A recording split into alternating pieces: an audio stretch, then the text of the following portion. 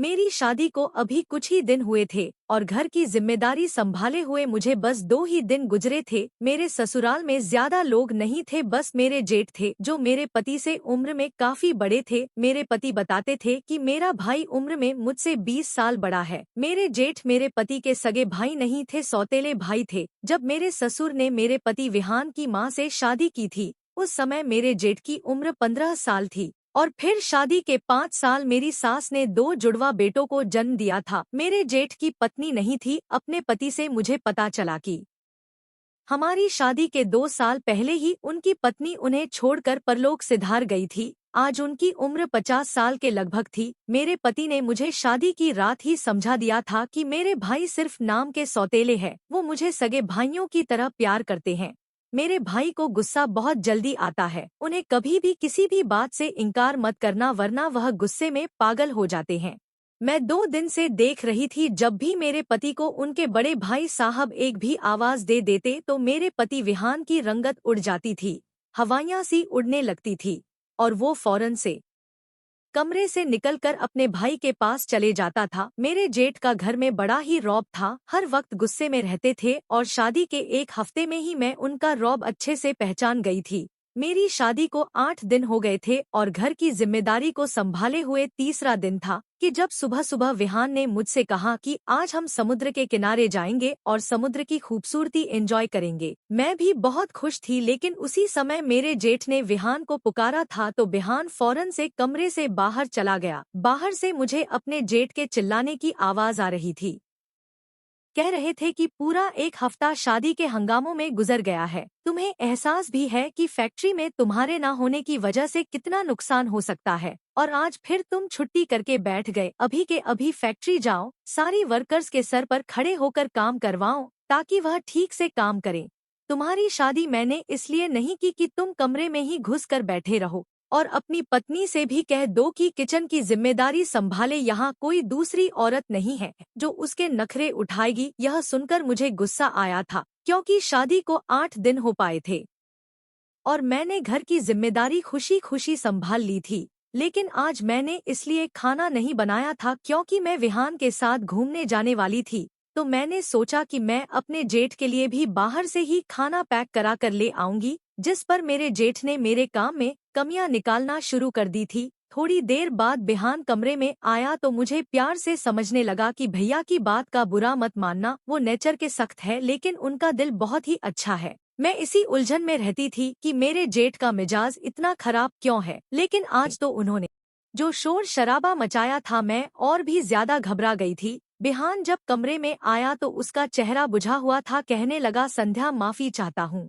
मुझे फैक्ट्री जाना पड़ेगा। मैंने कहा कोई बात नहीं, काम पहले और मौज मस्ती बाद में, हम फिर कभी चले जाएंगे। मैंने कोई भी ऐतराज नहीं किया था। विहान तो अपने काम पर चला गया। मैं किचन में आकर बेदिली से बर्तन धोने लगी। शादी के नए दिनों में भी मैंने खाना बनाया और घर के सारे काम मुझे करने पड़े। मेरे जेठ ने नौकरानी को भी जवाब दे दिया था, यह कहते हुए कि अब बहू घर आ गई है तो सफाई भी वही करेगी। मैंने पूरे घर की सफाई भी कर ली थी और थक हार कर मैं अपने कमरे में आराम करने के लिए जाने लगी तो मेरे जेठ ने मुझे आवाज दी। वह अपने कमरे में बैठे थे। मैंने सर पर अच्छी तरह साड़ी का पल्लू लिया हुआ था। साड़ी रेशमी थी, इसलिए जब अपने जेठ के कमरे में गई मैंने पूछा, जेठ जी आपको क्या चाहिए? मेरी आवाज पर उन्होंने मुझे सर से पैर तक बड़े गौर से घूरा था, फिर बड़े अजीब से अंदाज में अपने सूखे होठों पर जवान फेरने लगे। कहने लगे, दूध दूध पीना है। यह सुनकर मुझे सबसे पहले अपने साड़ी के पल्लू का ख्याल आया था, क्योंकि साड़ी का पल्लू रेशमी था और वो कंधे से थोड़ा सा सरक गया था। मैंने फौरन से अपना साड़ी का पल्लू ठीक किया और कमरे से बाहर आ गई। मुझे अपनी जेठ के ये हरकत बड़ी अजीब लगी थी। जेठ तो बड़े भाई के समान ही होता है, और फिर मेरे जेठ की जो उम्र थी, उस उम्र में तो मेरे जेठ मेरे बाप के समान थे, और बाप कभी अपनी बेटियों को यूं अजीब सी नजरों से नहीं देखते। मैं फौरन किचन में आ गई। मेरा दिल धड़क रहा था, बड़ा अजीब सा फील हो रहा था। फ्रिज खोलकर दूध का गिलास भरा और इस बार अच्छे से साड़ी को अपने आसपास लपेटकर अपने जेठ के कमरे में आ गई और साइड टेबल पर दूध का गिलास रख दिया। इससे पहले मैं कमरे से बाहर जाती, मेरे जेठ मुझसे कहने लगे, थोड़ी देर मेरे पास बैठकर मुझे भी बात कर लिया करो। घर में अब तुम्हारे अलावा तो कोई होता नहीं है। और मैं पूरा दिन अकेला बैठा बोर हो जाता हूँ।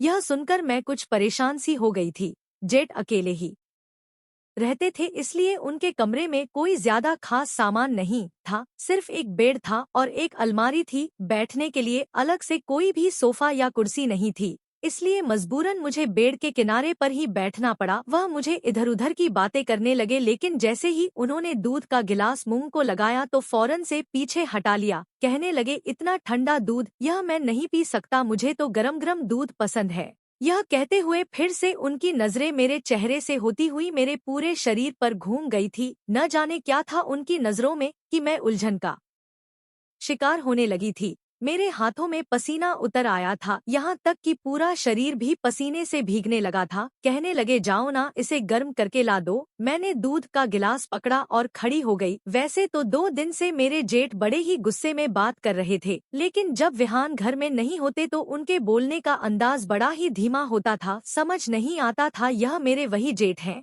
जो 2 दिन से मेरे पति विहान को चिल्ला चिल्ला कर बात कर रहे थे और उन्हें डांट रहे थे। मैंने दूध को पतीली में डालकर गर्म किया और गिलास में डालकर दोबारा जेठ के कमरे में आ गई। जैसे ही मैंने गिलास उनको देने के लिए आगे बढ़ाया, उन्होंने गिलास के साथ साथ मेरा हाथ भी थाम लिया। मेरे पूरे शरीर में जैसे करंट सा लगा था। मैंने फौरन घबराकर हाथ पीछे करना चाहा तो उन्होंने मेरा हाथ छोड़ दिया। मैं बाहर जाने लगी तो बोले, अरे बाहर कहाँ जा रही हो, यहाँ बैठो ना मेरे पास, मुझसे बातें करो। तन्हाई का नाग तो अब और भी ज्यादा डसने लगा है। यह कहकर उन्होंने एक ठंडी आह भरी थी। मुझे उनकी बातें अजीब सी लगी थी और एक अजीब सा डर महसूस होने लगा था। मैं जल्दी से दरवाजे से बाहर निकलने ही वाली थी कि मेरे जेठ बोले, कनक, शादी के दूसरे दिन जो तुमने पिंक कलर की साड़ी पहनी थी तुम पर बड़ी ही जच रही थी।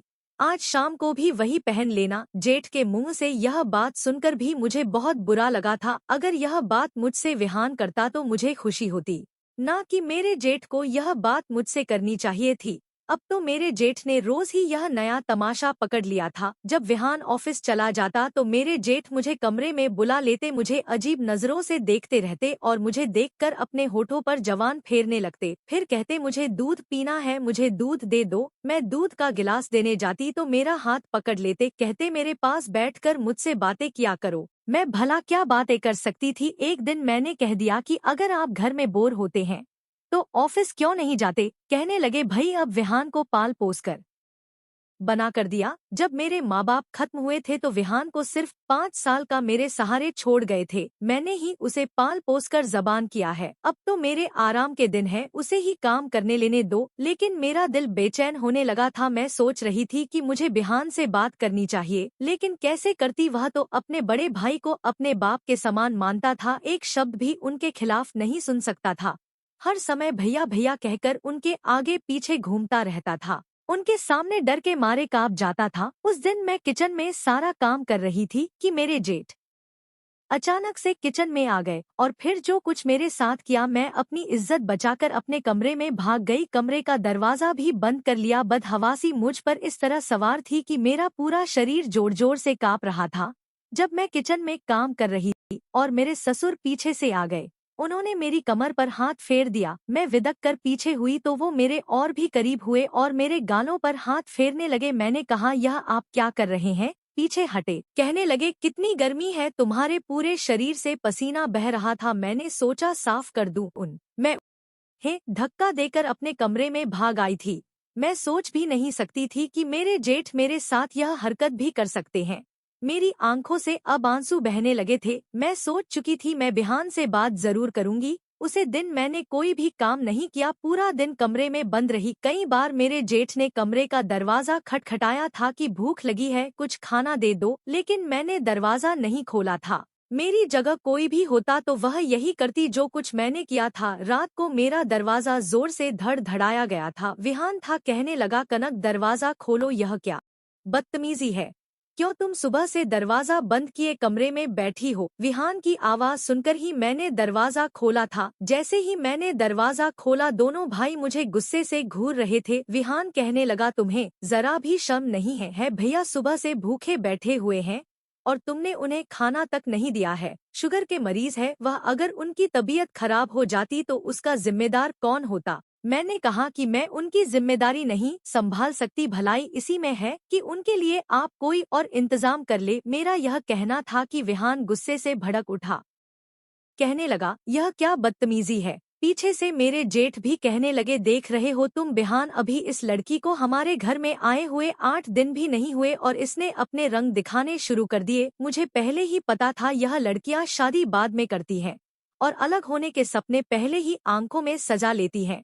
उनका यह कहना था कि बिहान तो और भी गुस्से से आग बबूला हो गया। कहने लगा, अगर आगे से कोई भी ऐसी हरकत की तो डिवोर्स पेपर पकड़ा कर तुम्हें इस घर से चलता कर दूंगा। यह सुनना था कि मेरा रंग उड़ गया था। मेरी पहले से 2 बहनें और थी और गरीबी में बड़ी मुश्किल से मेरे बाप ने दहेज इकट्ठा करके एक बेटी की शादी कर पाई थी। मेरी माँ भी विदाई के समय कह चुकी थी कि कभी भी लड़कर हमारे घर पर मत आना, अपने पति और अपने जेठ की हर बात मानना, घर बसाने की कोशिश करना। तुम्हारा ससुराल कोई ज्यादा भरा पूरा नहीं है, ना सास है ना नंद है, तो तुम्हें अपनी ससुराल में ज्यादा दिक्कत नहीं होगी एडजस्ट होने में। लेकिन मेरी माँ को क्या पता था कि मेरे जेठ ही सब पर भारी थे। मेरे जेठ जो चाहते थे मैं वह नहीं कर सकती थी। उनकी हरकतें और बेशर्मियां दिन ब दिन बढ़ती जा रही थी।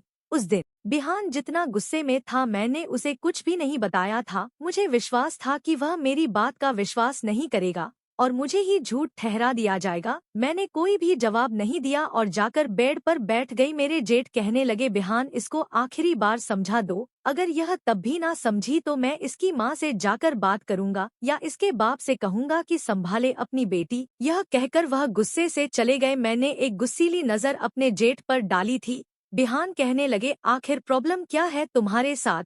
तुम्हारे सर पर कौन से ससुराल का बोझ है जो तुमसे संभाल नहीं जाता? अरे मेरा एक ही तो भाई है, ना माँ बाप है ना कोई बहन है। ऐसी जिंदगी की तो लड़कियां सपने सजाती है जहां उनके सर पर कोई जिम्मेदारी ना हो। मैंने कहा, विहान अगर मेरे सास ससुर और मेरी ननद होते तो आज इन मुश्किलों से ना गुजरती जिनसे अब गुजर रही हूँ।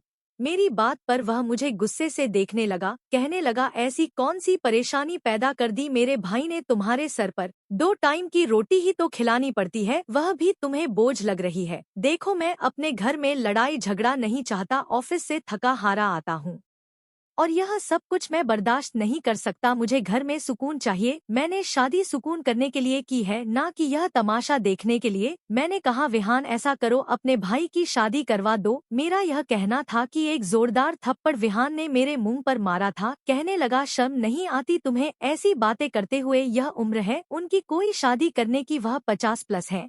क्या मेरे भाई की 2 रोटियां भी तुम पर इतनी बोझ बन गई है जो तुम्हें भारी लग रही है? मैंने कहा, बिहान तुम मेरी बात समझ नहीं रहे हो। बिहान कहने लगा, यह समझने वाली बात है ही नहीं जो मैं तुम्हारी बेवकूफ़ी भरी बात को समझूं। मेरे भाई की कोई उम्र है शादी करने की, शुगर और बीपी के मरीज हैं और तुम चाहती हो कि मैं इस उम्र में उनके लिए औरत तलाश करूं और उनकी शादी करवाऊं। अब मैं उन्हें क्या बताती कि उसका भाई अपने ही छोटे भाई की पत्नी पर गलत नजर रखे हुए है। मैंने कहा, आप उनकी शादी करवा दे, शादी होने के बाद मैं आपके भाई और उनकी पत्नी दोनों की जिम्मेदारी संभाल लूंगी। मेरी बात पर बिहान मुझे हैरत से देखने लगा, फिर कहने लगा कि तुम पागल हो गई हो, मुझे तुम्हारी कोई भी बात समझ नहीं रही। जब तुम्हें मेरे बाप की 2 रोटियां पकाई नहीं जाती तो तुम उनकी पत्नी को कैसे संभालोगी? देखो यह घर, कारोबार, ऑफिस सब मेरे भाई के नाम पर है। अगर कोई उनकी पत्नी बनकर आ गई तो सब कुछ अपने कब्जे में ले लेगी और हम दोनों को धक्के मार कर निकाल देगी।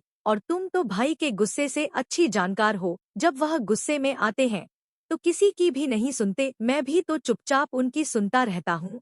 आज के बाद कभी भी भाई की दूसरी शादी का नाम मत लेना। यह कहकर बिहान कमरे से चला गया। अब मैं सोच में पड़ गई थी कि अब आगे क्या करना है। मैं अपने जेठ की इस तरह की और हरकतें बर्दाश्त नहीं कर सकती थी और मान्य के जाने का मतलब था कि मैं अपना घर बर्बाद कर बैठती। हम लड़कियां भी कितनी मजबूर होती हैं, अपना घर बसाने के लिए क्या कुछ बर्दाश्त नहीं करना पड़ता। अगर मैं तलाक ले लेती तो दोबारा मेरी शादी का सवाल ही पैदा नहीं होता था और फिर तलाक का ठप्पा लेकर माँ के घर बैठी होती तो मेरी छोटी बहनों के भी रिश्ते न आते। मेरी आंखों से टप टप आंसू बहने लगे थे। मैंने अपने साड़ी के पल्लू से साफ कर लिया था कि तभी मुझे विहान की आवाज आई। बिहान कहने लगा, कनक बाहर आओ जल।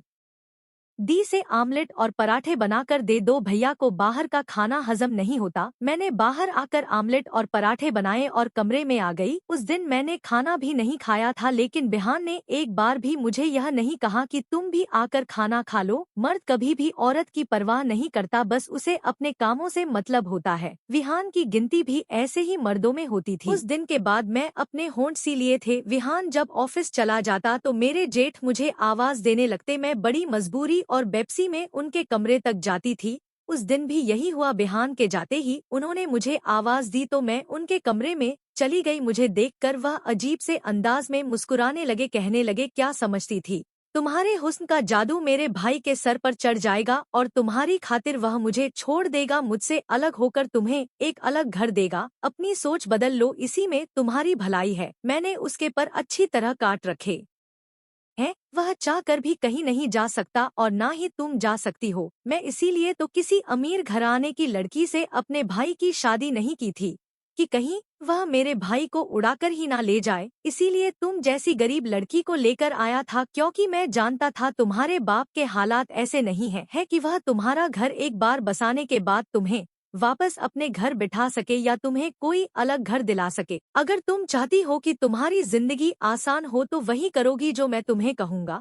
वैसे मुझसे दोस्ती करके तुम फायदे में ही रहोगी। अब भी बिहान से ज्यादा जोश है मेरे अंदर। उनकी बात सुनकर मैं गुस्से से लाल हो गई थी, लेकिन कुछ कर नहीं सकती थी। एक नफरत भरी नजर से अपने जेठ को देखा था। कहने लगे, जाओ जाकर मेरे लिए गर्म दूध लेकर आओ। यह शब्द मेरे अंदर आग लगा देते थे। मेरा जी चाहता कि पेट्रोल डालूं खुद पर और अपने आप को ही आग लगा लूं। यह जिल्लत मुझसे बर्दाश्त नहीं हो रही थी। अब मैंने यह काम करना शुरू कर दिया था कि खाने पीने की चीजें अपने ससुर के कमरे में पहुंचाकर मैं फौरन कमरे से बाहर आ जाती थी। वह मुझे आवाज लगाते रह जाते, लेकिन मैं उनके पास नहीं बैठती थी और ना ही बात करती थी। ज्यादातर समय मैं अब अपने कमरे में गुजराने लगी थी। एक दिन तो हद ही हो गई, मेरे जेठ ने विहान का भी लिहाज नहीं किया। रात को सब खाना खा रहे थे। मैंने अपने जेठ की फरमाइश पर सरसों का साग बनाया था, साथ ही लस्सी भी बनाई थी। मेरे जेठ कहने लगे, आज तो बहू ने मेरा दिल खुश कर दिया,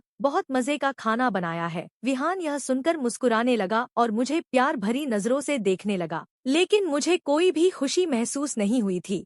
फिर मेरे जेठ ने जेब से 5,000 रुपए निकाले और मेरी तरफ बढ़ा दिए। कहने लगे, यह तुम्हारे नाम, इसे रख लो। लेकिन मैंने मना कर दिया। मैंने बोली, मैं अपना फर्ज निभा रही हूँ, मुझे यह पैसे नहीं चाहिए। मेरा मना करना था कि विहान मुझे घूरने लगा। कहने लगा, भैया इतनी खुशी से दे रहे हैं तो इनकार क्यों कर रही हो, रख लो, पैसे ही तो हैं, तुम्हारे काम आ जाएंगे। मैंने ना चाहते हुए वो पैसे ले लिए। मैं बर्तन उठाने के लिए जैसे ही खड़ी हुई, मेरे जेठ भी खड़े हो गए और मेरी तरफ बढ़कर मुझे अपने गले भी लगा लिया और मेरे माथे पर चुंबन भी दे दिया। और मैं तो यूं थी कि जैसे पत्थर बन गई थी। कहने लगे, मैं तुम्हारे बदले हुए व्यवहार पर बहुत खुश हूँ, बहू ऐसे ही रहोगी तो बहुत जल्द मेरे दिल में जगह बना लोगी। यह कहकर वह तो अपने कमरे में चले गए थे और मैं फटी फटी आंखों से विहान को देख रही थी, जिसके चेहरे पर कोई भी भाव नहीं थे। लेकिन मुझे यह सब कुछ बहुत बुरा लगा था। मैंने कहा, यह तुम्हारे भाई का कौन सा तरीका था? भले ही वह मुझे अपनी बेटी समान समझते होंगे, लेकिन मैं उनकी सगी बेटी नहीं हूँ।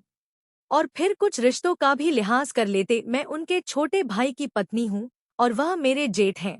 उन्हें मुझसे दूरी बनाकर रखना चाहिए। उनका क्या हक बनता था कि वह मुझे अपने साथ लगाते? मेरी इस बात पर बिहान एकदम गुस्से से भड़क उठा। कहने लगा, तुम बहुत ही छोटी और घटिया सोच की मालिक हो। मैं तो सोच भी नहीं सकता था कि तुम इतनी घटिया सोच रखती हो। मेरा भाई तुम्हें अपनी बेटी समान समझता है। क्या हो गया जो उन्होंने तुम्हें जरा सा साथ लगा लिया, तुम्हारे सर पर प्यार कर लिया? अजीब लड़की हो तुम। बजाय इसके भाई के दिल में जगह बनाओ, तुम हर बात पर एतराज करने बैठ जाती हो। बिहान बहुत गुस्से में मगर धीरे शब्दों में बात कर रहा था। कहने लगा, शुक्र करो कि भैया ने यह बातें नहीं सुनी, वरना और भी मुसीबत आ जाती। फिर मेरी तरफ उंगली उठाकर मुझे वार्निंग करने लगा। कहने लगा, मैं तुम्हें आखिरी बार समझा रहा हूँ कनक, अपना व्यवहार भैया से ठीक रखो। मैं रोने लगी। मैंने कहा, बिहान मेरे बर्दाश्त की हद खत्म हो चुकी है। ऐसा करो, मुझे जहर लाकर दे दो या फिर अपने भाई की शादी करवा दो। यह कहकर मैं कमरे में चली गई। कुछ देर बाद ही बाहर डोर बेल बजी थी, फिर बाहर शोर की आवाज भी आने लगी। मैं कमरे से बाहर आई तो मुझे पता चला बिहान का जुड़वा भाई था। वह अमेरिका में पढ़ने के लिए गया था और वापस आ चुका है, वह भी अपनी पत्नी के साथ।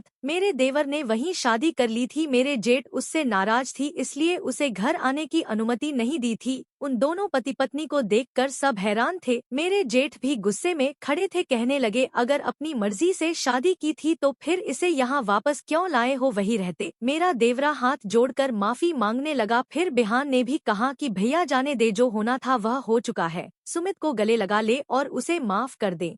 खैर अब मेरी देवरानी आ चुकी थी। काफी खूबसूरत सी दुबली पतली सी लड़की थी। मैंने भगवान का धन्यवाद किया कि अब मैं घर में अकेली नहीं होंगी। बातूनी टाइप की लड़की थी, जल्दी ही मेरे साथ घुल मिल गई थी। सुमित ने विहान के साथ ऑफिस जाना शुरू कर दिया था। अब मेरे जेठ की का ध्यान मुझसे हटकर मेरी देवरानी की तरफ लग गया था। एक रात खाने के बीच कहने लगे अब मेरे सारे काम छोटी बहू करेगी। अनीता भी खुशी खुशी सारे काम करने के लिए तैयार हो गई। कहने लगी ठीक है, आपको जो भी चाहिए मुझसे मांगा करें। एक बार अनीता जब जेठ के कमरे से बाहर आई तो बड़ी डरी हुई थी, बार बार अपने चेहरे का पसीना पोंछ रही थी। मैं समझ सकती थी वह किस तकलीफ से गुजर रही है। किचन में आकर चुपचाप बर्तन धोने लगी। मैंने पूछा क्या हुआ अनीता, तो कहने लगी मुझे हमारे जेठ की आदतें बड़ी अजीब लगती हैं। अजीब नजरों से देखते हैं, अजीब अर्थपूर्ण बातें करते हैं, जिन्हें सुनकर मैं शर्म से पानी पानी हो जाती हूँ। फिर कहने लगी मैं तो सुमित से बात करूंगी। सुमित कहते थे कि उनके भैया बहुत अच्छे हैं, लेकिन मुझे तो यह किसी भी एंगल से अच्छे नहीं लगते। कभी अपने आप उठकर मेरे करीब आ जाते हैं, कभी मेरा हाथ पकड़ लेते हैं और कभी मुझे गले लगा लेते हैं। मुझे यह सब हरकतें अच्छी नहीं लगती। मैंने कहा कि यह दोनों भाई कभी भी अपने भाई की बात नहीं टालेंगे। मैं भी इस तकलीफ से गुजर चुकी थी, लेकिन बिहान ने मेरी कभी नहीं सुनी। अनीता कहने लगी लेकिन मैं तो सुमित से साफ कह दूंगी, अगर तुम्हारे भाई ने यही व्यवहार रखा तो मैं अलग घर में रहूंगी। मुझे इस घर में इस आदमी के साथ नहीं रहना। और फिर वही हुआ था जिसका डर था। सुमित ने भी एक हंगामा खड़ा कर दिया, जो अब से पहले विहान ने खड़ा किया था। सुमित कहने लगा कि मैं इतने सालों से तुम्हारे साथ विदेश में रह रहा था, अब 4 दिन के लिए तुम मेरे घर आई हो तो तुम्हें भाई के साथ रहना गवारा नहीं है। तुम उनकी जिम्मेदारी नहीं संभाल सकती। यह क्या नया प्रोपेगेंडा शुरू कर दिया है। लेकिन अनीता अपनी बात पर डटी रही, कहने लगी मुझे तलाक दे दो, लेकिन मैं इस घर में नहीं रहूंगी। बिहान जब कमरे में आया तो काफी चुपचाप सा था। मैंने कहा कि बिहान अब भी आप यही कहेंगे कि मैं गलत थी। जो दिक्कत मुझे तुम्हारे भाई से थी वही अनीता को भी है। इसका मतलब कहीं ना हारा भाई गलत है। मैं आपसे सच कह रही हूँ, उन्हें एक पत्नी की जरूरत है। बेशक उनकी उम्र 50 साल की है, लेकिन आपको चाहिए था कि अपनी भाभी के मरने के बाद कुछ समय बाद ही उनकी शादी करवा देते, ताकि वह हमें सच में बेटियां ही समझते। मेरी बात शायद अब विहान की अकल में आई थी। एक बार उन्होंने अपने भाई से दूसरी शादी के लिए कहा तो पहले तो वह नाराज हुए, कहने लगे मैं इस उम्र में शादी करूंगा, तुम लोगों का दिमाग खराब है क्या। बिहान ने कहा एक विधवा औरत है, अगर आप सहारा दे देंगे तो उसे कोई भी दिक्कत नहीं है। वह औरत भी उम्र में 40 साल के लगभग है और अपने भाइयों की रहमो करम पर बड़ी मुश्किल से जिंदगी गुजार रही है। पहले तो मेरे जेठ ने नखरे दिखाए, लेकिन 2-4 दिन बाद खुद ही कहने लगे ठीक है, मैं उससे शादी कर लेता हूँ। और कुछ ही दिन में मेरे ससुर की शादी हो गई। लेकिन विहान और सुमित ने शादी से पहले एक शर्त रख दी कि भैया जितनी भी जायदाद है वह हम तीनों भाई आपस में बांट लेते हैं, जिससे कि कल को कोई दिक्कत ना हो। शादी के नाम से मेरे जेठ बहुत खुश थे, इसलिए उन्होंने ज्यादा बांटने में कोई ना नुकर नहीं की थी। तीनों की अपनी अपनी जायदाद अलग अलग हो चुकी थी और शादी के बाद बिहान सुमित में और अनीता एक अलग घर में रहने लगे थे और मेरे जेठ को पुराने घर में ही छोड़ दिया था। इस बात पर मेरे जेठ ने एतराज भी किया था, लेकिन विहान और सुमित को अपने भाई की असलियत पता चल गई थी और वह नहीं चाहते थे कि कल को कोई ऊंच नीच हो जाए। इज्जत अगर एक बार चली जाए तो फिर वापस नहीं आती, और जो आदमी नियत का खराब है वह कभी नहीं सुधरता। विहान मुझसे कहते थे तुमने ठीक किया, भाई को एक पत्नी की ही जरूरत थी। मेरी नई जेठानी मेरे जेठ का बहुत ख्याल रखती थी। कभी कभी हम उनसे मिलने जाते तो अब हमारे जेठ की नजरें भी हम पर बेशर्मी से नहीं उठती थी। हमारे समाज में यह चीज आम हो गई है कि अगर बाप या भाई की उम्र ज्यादा हो जाए तो सब लोग यही समझ लेते हैं कि इनकी तो शादी की उम्र निकल चुकी है, अभी ये इस उम्र में आकर शादी करके क्या करेंगे, बल्कि हमारी इज्जत की अर्थ ही निकल जाएगी। लेकिन उन्हें यह नहीं पता कि उनकी इस गलती की सजा घर में आने वाली नई बहू को झेलना पड़ सकती है, जैसा कि मैंने और अनीता ने झेला था।